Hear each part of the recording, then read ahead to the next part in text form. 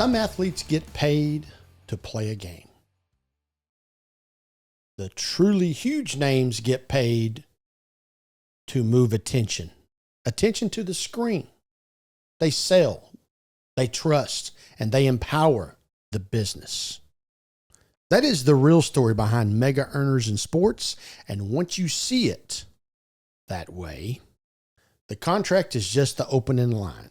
Once again, MX3.VIP, Money, Motivation, and Mike. Here I am talking about the high-end money earners, not only in sports, but movie stars, actors, rock concerts, rock stars, etc. But the thing about the athlete is they, frankly, Jason, they're an employee.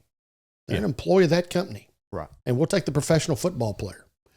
They get paid 16 times a year, 17 times now, 17 times a year. They show up for all the trainings, the spring training, the camps. Now, it is free, but they do get paid, but they get paid at other times. But they don't get a check on every Friday afternoon like John Q. Public Taxpayer does. Not at all. But when people talk about a massive athlete deal, they usually start with the contract value. We'll take Alex Rodriguez, 2000. First athlete to ever make $250 million in one contract. Do you remember that?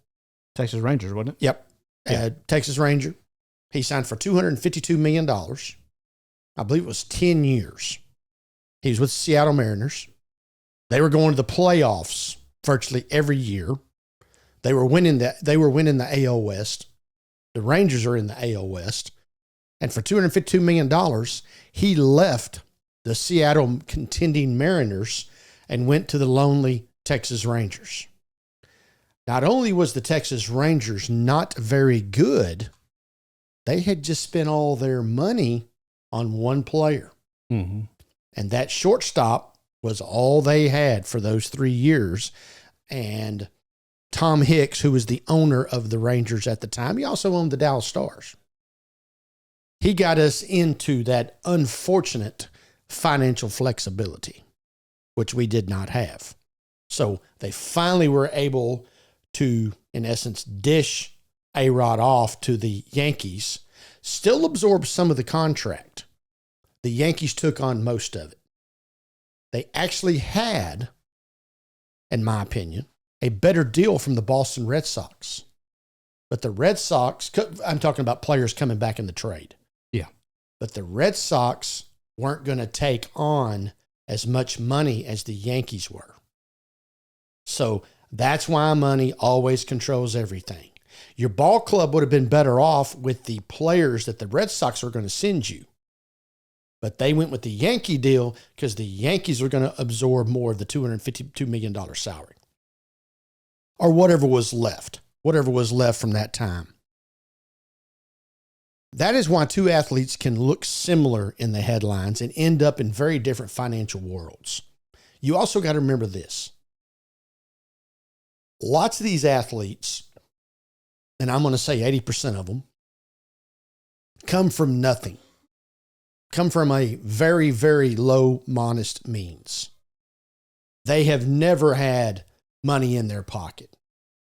They were treated very well in the collegiate ranks, but they are coming into money right now that they have no experience in. You have experience, and I have clientele the same way. They're used to making $40,000 a year, and that's what they know. And let's just say they struggle by all the time. And when they come into big money, they're scared to death. I mean, they cannot deal with it. It frankly causes more stress at the higher level than it does when they're barely getting by. It really, really does. That's why so many people who win the lottery would like to have privacy and no one know they just won the lottery, because they're fixing to get hammered by everyone and a whole lot of others that don't know them. But they're fixing to get hammered by everybody they know and most of the people they don't know because they have money. So Another way have slightly different deal, but a massive global following.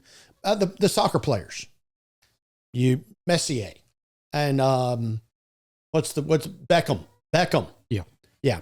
Those guys. Messier making over $200 million a year. Yeah. Messi. Yes. See, I always called him Messier. Yeah. I don't follow him, but it's the only two guys I probably know. It's like that goalie, Patrick Waugh for the Colorado Avalanche 25 years ago. Yeah. His back of his name said Roy, R-O-Y, but it was pronounced Waugh. Oh, could fool me. Why didn't jalapeno start with an H? There you go. Because it's Spanish. Why didn't Jesus start with an H? Right. So I always called him Roy. Yeah. But his name was Waugh. And I've always called the other guy Messier. Is his name Messi? Messi. All right. And the reason I call him Messier, because his name is basically in the same letters as Mark Messier, who played professional hockey. Okay. But nevertheless, the athletes have turned into a brand, just like Coke and Dr. Pepper and all those other things, Mrs. Baird's and Wonder, if you will. And they market themselves accordingly. So they do what Michael Jordan made, I think, $3 million on the basketball court. Yeah. And he's a billionaire off the basketball court. Yeah. Got more money than most people can ever even envision. Oh, yeah. He has more commas in his salary than most people have numbers. True. That is very true. Chew on that for a little while. Big income does not mean simple income. All right? High earners still have taxes, fees, business costs. They have agents that are usually in it for 5 to 10%, depending on the negotiation that they put together. Cash flow, you would think cash flow challenges. How do they have cash flow challenges? Well, how many athletes have you looked up by the time they're age 30 and they're bankrupt and broke? Yeah, don't know how to handle it. And people steal from them all the time. They're accountants. They're lawyers. They're always in the middle of it. Taking advantage of it. Absolutely. Now, if the athlete is paid in multiple jurisdictions, they owe tax in all those jurisdictions. Mm-hmm. Every state. Okay? So you're based in Texas, but you do a 3-game series for baseball in California, you owe 3 days pay to California. Then you go to Kansas City. You owe 3 days pay to what state, Jason? Oh, Kansas. Well, Missouri. Yeah. that was a trick. Which side's the border of the border? Question right there. Well, the stadium's actually set in Missouri. Yeah. I was sorry. Didn't give you the clue up on that one.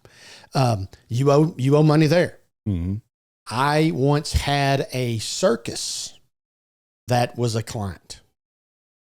They usually had 25 plus state tax returns every year. You get up into the Pennsylvanias, state income tax, county income tax, local city income tax. They file 4 tax returns. Yeah. Incredible. Or you live in D.C., but you work in Virginia or Maryland. You have to file D.C. You have to file Maryland. Frankly, we have a very good world for the 7 states that do not have state income tax. Texas being one of them. So I said we. You're actually not a Texan. Nope. No. People do not realize that you have to commute from another state to get on the radio, the TV, the YouTube, the podcast, etc. I think I spend about as much time in Texas as I do Oklahoma. That's a lot of commitment, having to commute from another state. Mm-hmm. They don't have to know it's only 20 miles.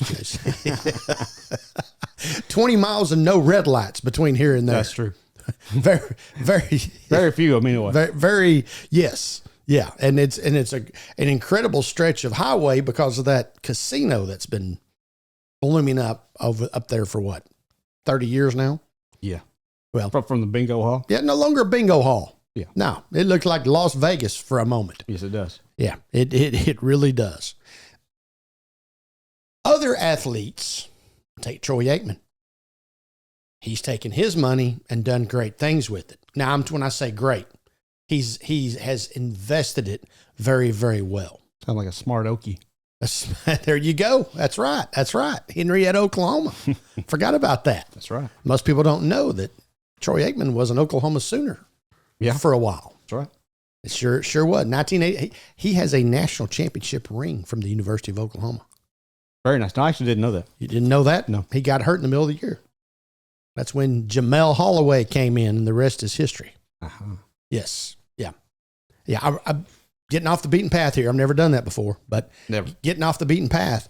I had a conversation 15 years ago with Jamel Holloway.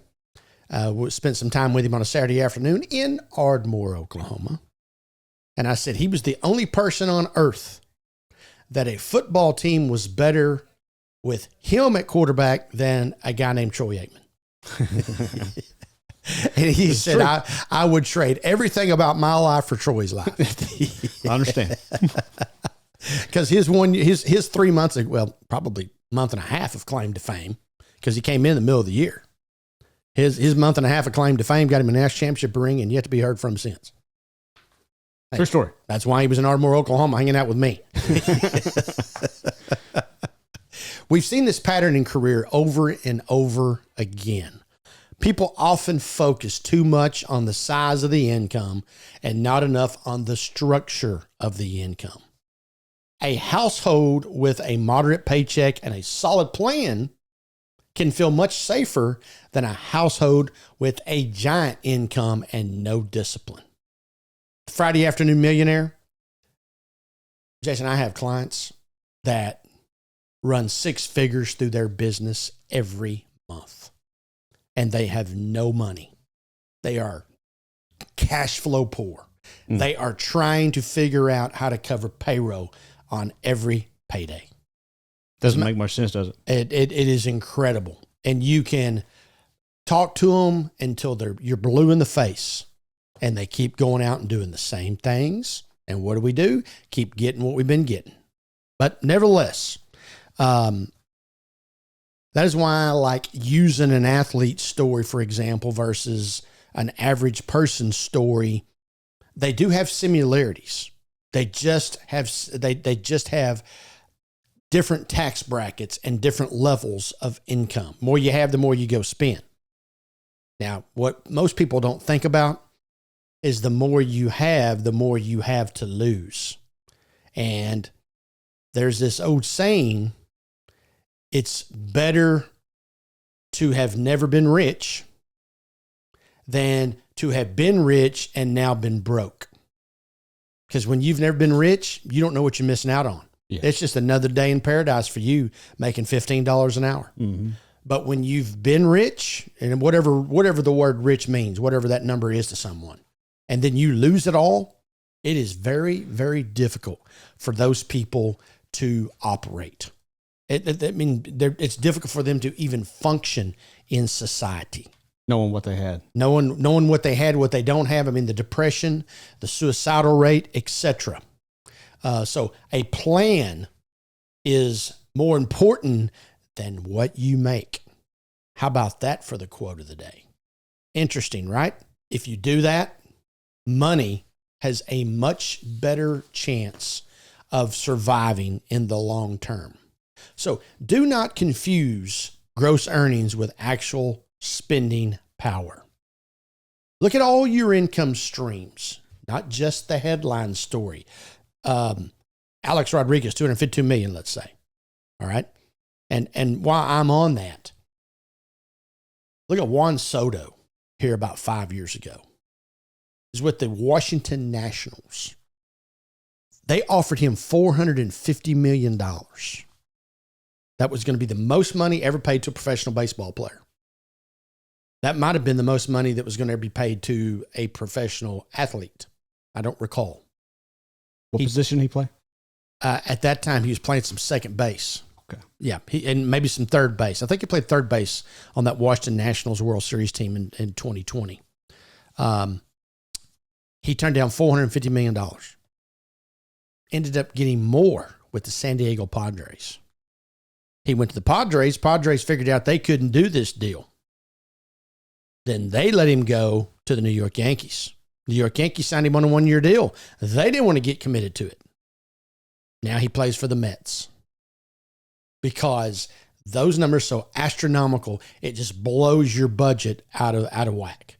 It's like having a garage full of cars that you can't afford. And that's what the ball teams figured out. They couldn't afford this particular salary. And see, you at $50,000 a year have a budget. These guys that make hundreds of $millions a year have a budget. These sports athlete, these sports clubs, sports franchises have budgets. And when they get broke, they have to make adjustments, just like you do. The only organization, Jason, that when they spend more than they make, that don't have to make adjustments, is the United States federal government. Remember this the next time you go to the polls. It's there. So treat taxes, fees, Social Security, Medicare, blah, blah, blah, on and on and on as part of the deal. It's just like buying the house. You have mortgage, you have interest in that mortgage, you have insurance, and you have taxes. If you don't budget for that, just because the house costs you $1,500 a month, that don't mean that's what you're going to pay. And now we have all found out, even when your house is paid for, how much is your overhead every month with a paid for house. It's preposterous. And the problem is not with the tax, it's with the appraisal of your property. And I believe that the appraisal districts should have to be willing to buy you, the government. If they say your property is worth $450,000, they ought to be willing to buy it for $450,000. And the reason you don't want to sell it is because you know it's worth that, if not more. But it don't work that way. That's why there's no accountability with some of these areas. I'm just talking about the local government there, but it's the same thing with the United States federal government as well. So when you're looking at the athlete, when you're looking at the movie star, the rock concert, I mean, here's another example. Did you see the numbers on that Taylor Swift tour that went on? Eras tour. How about that? I've heard of it. Yeah, okay. You've seen the numbers on that Eras tour? I have not seen those numbers. It's incredible. The monies that she made. Now, the one side of that is she puts up, or someone puts up, a lot of money to put that show together, because it was a production. It was a Broadway. It was talent. It was music. It was entertainment. It was all the above. I mean, it to me, it's up there with the Michael Jackson, Elvis Presley, people of the world, which I consider to be at the top of the heap when it comes to entertainers. But someone had to put that money up to get that show, that concert, ready to go on tour. Someone had to put the money up to rent all these arenas. Actually, it wasn't arenas, it was stadiums. She's going in and selling out Friday, Saturday, and Sunday night. She goes to a town, she stays for 3 days. You don't just show up and pay the rent when you don't write them a check when you get there. Or you don't write them a check after the show. Or you don't go do the show and they send you a bill and you pay it in 30 days. All that has to be put up front. Think about all the monies and all the salaries that had to go in to building that show before they ever went out and sang the first song at the first concert. Yeah. Okay. That is a person who believes and puts their money where their mouth is. See, the athlete gets paid today. They don't have anything up front. Maybe you say, well, they got trainers and they've got this and they've got that. Well, they do. But the singer had to go out and do the same thing to get him or herself prepared to be able to go out and do a show like what they've done. So it all, I think the rock stars had to be commended because they have to go out and pre-plan and put it all up on the line. They may make the money, they may not. Chances say they probably will because they have history on their side of being able to do that. But stay out of the headlines. There's a whole lot more. Now, everybody that's listening to us, everybody that's viewing this show right now would also tell you, Let me sign $100 million contract. Let me go out and see how miserable it is to have to adapt to $100 million a year lifestyle. Please. I would bet 99.99% of the people on our show would be glad to sign up. I go sing some karaoke up on stage for him. But you think that would get you there? Yep. I would like to know, have you ever did karaoke? No. I know why I can't sing. I don't need to get in front of everybody and, I take that back. Well, I know a few other people I know that can't sing, but they can You've make millions seen of me dollars. sing actually in Vegas. Oh, I did. That's right. You and your cousin. Yeah. Forgot about that. Yeah. That was the reason that 100 people had left the room. Yeah, it's about that time. That's exactly right. Yes, you have done karaoke. Well, actually, you were just singing along with whoever that song was for. Who was that? Who's the artist? Do you remember? It was Family Tradition. That's what we were singing. Lahane? With Greg Guyman. Oh, man. Yeah. Wow. Yeah. The legendary Gregory Guyman. Yes, right. I will be his agent. I'll be glad to book him for you anywhere around the world. Just, matter of fact, contact me, info@mx3.vip. Who are they booking? Me and my cousin? No, we're going to book Greg Guyman, and you and I are going to go watch. Okay. We're going to help him carry his money back There you go. from wherever it is. We can handle that part. Yep. He was singing on the Las Vegas. He was singing downtown Las Vegas. Yes. I had several gigs down there. That's exactly right. And he finished up his Las Vegas tour with you and your cousin on the stage with him. Yeah. Sorry about you. Bad deal. Okay. As always, you can contact me at mx3.vip. You can also find all of our content, mx3.vip, and our YouTube channel, youtube.com/@mx3 Podcast. Go out and make your hundreds of millions of dollars, and then come on here and tell us the story. We would love to know how it all works. Why don't you work on getting Michael Jordan on this show, Jason? Okay. Yeah. Yeah. Your list is long. Yeah. You're busy man. Busy man. Unfortunately. Don't forget to go down and like, subscribe, and hit the bell icon. Give us all of your comments. Comments are big. We'd love to hear what you have to say. Nevertheless, for Money, Motivation, and Mike, continue to live your life the right way.